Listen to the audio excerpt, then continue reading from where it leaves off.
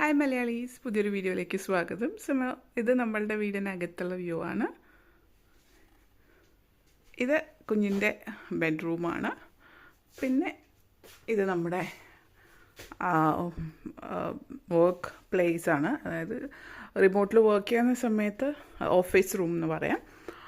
പിന്നെ നമ്മുടെ ഒരു കുട്ടി ലൈബ്രറി, നമ്മുടെ ബുക്സൊക്കെ വയ്ക്കുന്ന ഇടം. അതുപോലെ തന്നെ ഇതാണ് നമ്മളുടെ ബെഡ്റൂം. വലിയ കാര്യമായിട്ടുള്ള വളരെ മിനിമലിസ്റ്റിക് ആയിട്ടുള്ളത് മാത്രമേ ഉള്ളൂ.